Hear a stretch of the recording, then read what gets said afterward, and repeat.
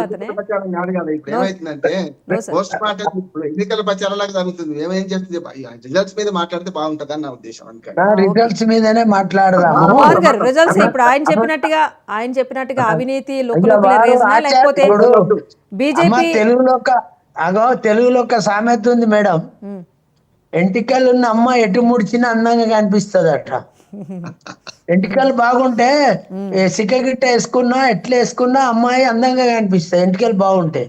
అట్లనే ఆచార్య గారు చెప్పింది ఏంటంటే గెలుస్తుండు కాబట్టి బాగా పథకాలతో పాటు మోడీ గారి యొక్క హవా ఉన్నదనే మాట చెప్పిన సందర్భంలో, మరి దేశవ్యాప్తంగా ఎలక్షన్ జరిగిన సందర్భంలో ఏ స్థానాల్లో ఎంత శాతం తగ్గింది, ఎందుకు తగ్గింది అనేది కూడా ఆచార్య గారు ఆలోచించవలసిన అవసరం ఉంది మోడీ వేవ్ విషయంలో. అదే మీరు నన్ను క్వశ్చన్ అడగనివ్వలే, మీరు నన్ను ఆయన చెప్పినట్టుగా ఆ అంశాలైనా లేకపోతే నిజంగా అంత పవర్ బీజేపీకి ఉంటే ఇన్ని ఉచిత పథకాలు ఎందుకు బడ్జెట్ లో ఆకర్షించే ప్రయత్నాలు ఆలోచన చేయి. మా గురించి మేము ఆలోచన చేసినాం, అక్కడ వస్తున్న రిజల్ట్ల గురించి మాట్లాడినాం. ఇవాళ నీ నలుపు గురించి గురిగింద సామెతని మీరు ఆలోచన చేయొచ్చు. ఇప్పుడు మనం ఢిల్లీ ఎలక్షన్ గురించి మాట్లాడదామా తెలంగాణ గురించి మాట్లాడదామా? మాట్లాడిన దానికి నేను సామెతకు సామెత చెప్పిన అంతే. లేదండి ప్రాంతీయ పార్టీల్లో ప్రభుత్వం గెలిచేటప్పుడు ఏమంటారు అంటే గెలిచేటోళ్ళు మా అవి నచ్చినాయి ఇవి నచ్చినాయి కాబట్టి ప్రజలు కొప్పు పెంచుకోరా అంటున్నా, నేను సలహా ఇస్తున్నా. ఏదన్నా మంచి ఓకే ఆచార్య గారు కూల్. మోహన్ గారు చెప్పండి, ప్రాంతీయ పార్టీల బాటలోకి వచ్చి బీజేపీ గెలుస్తుందా పోనీ ఆ లైన్ యాక్సెప్ట్ చేస్తారా మీరు? వినమ్మా, ఇప్పుడు వీళ్ళు ఇచ్చిన ఏదైతే హామీలు ఉన్నాయో ప్రాంతీయ పార్టీ కన్నా దిగజారుడుతనంతో నేషనల్ పార్టీ అయి ఉండి కూడా అలాంటి పథకాలు ఆశ చూపి ఓటు పొందిన అనేది ఒక అంశం.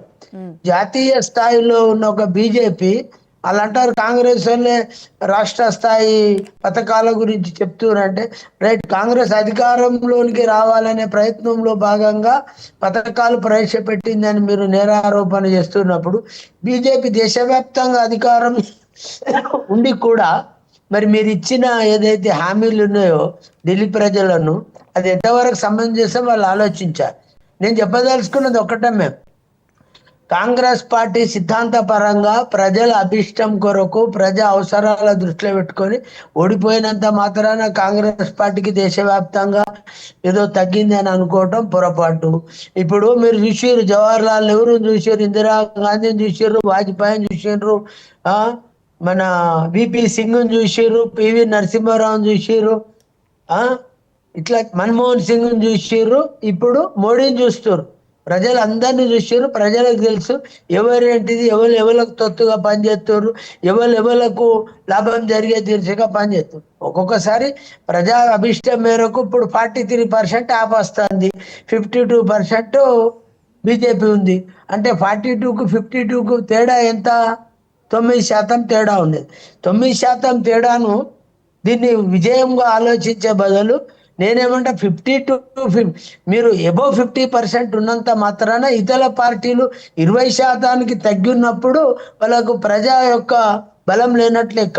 కానీ 40% వస్తున్న యాప్ను కూడా లెక్క చేసుకోకపోవడం బీజేపీ వాళ్ళ యొక్క అహంకారానికి నిదర్శనం అని నేను చెప్పదలుచుకున్నా. ఎందుకంటే రైట్, కాంగ్రెస్ పార్టీకి 5% ఓట్లు వస్తున్నాయి, 7% వస్తున్నట్టే అక్కడ ఢిల్లీ వాతావరణంలో ప్రజలు కాంగ్రెస్ పార్టీని ఆశీర్వదించే ఆలోచనలో లేరు, ఒప్పుకున్నాం, దీని ద్వారా అర్థమైంది.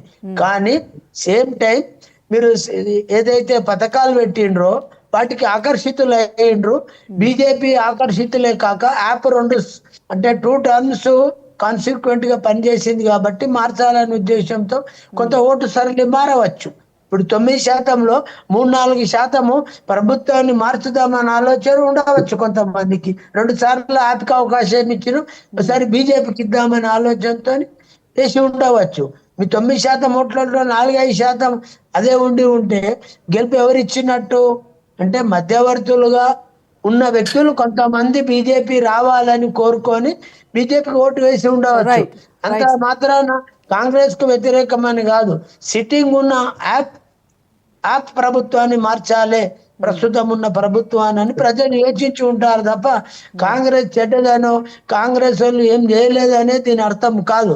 కాబట్టి కాంగ్రెస్ పార్టీకి ఉండే స్ట్రెంత్ కాంగ్రెస్ పార్టీకి ఉన్నది. కాంగ్రెస్ పార్టీ ఇప్పటి వరకు ఒక్కదానిలో లీడ్ లేదు అంటే లీడ్ వస్తుందేమో, వెయిట్ అండ్ సీ. ఇప్పుడు ఎంత 2 hours అయింది, ఇంకో 2 hours లో విషయం అంతా బయటకు వస్తుంది. 12-12:30 మోర్ ఆర్ లెస్ రిజల్ట్ బయటకు వస్తాయి. కాబట్టి నేను చెప్పదలుచుకుని కాంగ్రెస్ అభ్యర్థుల విషయంలో కానీ కాంగ్రెస్ మేనిఫెస్టో కానీ కాంగ్రెస్ యొక్క ఆలోచనలు ప్రజల్లోకి తీసుకువెళ్ళటంలో విఫలమైనని కాదు, కాంగ్రెస్ పార్టీ యొక్క ఆలోచనలు ప్రజలు పరిగణలోనికి తీసుకోలేదు. ఎందుకంటే యాప్ను దించాలి అనే ఆలోచనలకు ఒకటే ఉంది అక్కడి ప్రజలకు. కాబట్టి యాప్ను దించుతున్నారు, బీజేపీని తెస్తున్నారు, అంతే. దీని అర్థం ఒకటే టార్గెట్, ఇంకా ఏ పార్టీకి లేదు, కేవలం బీజేపీ ఆప్ కి మధ్యనే ఏదో ఒకటి తేల్చాలని ఫిక్స్ అయ్యారు అన్నది మీ కాన్సెప్ట్. యాప్ను మార్చాలనుకున్నారు వాళ్ళు, అంతే.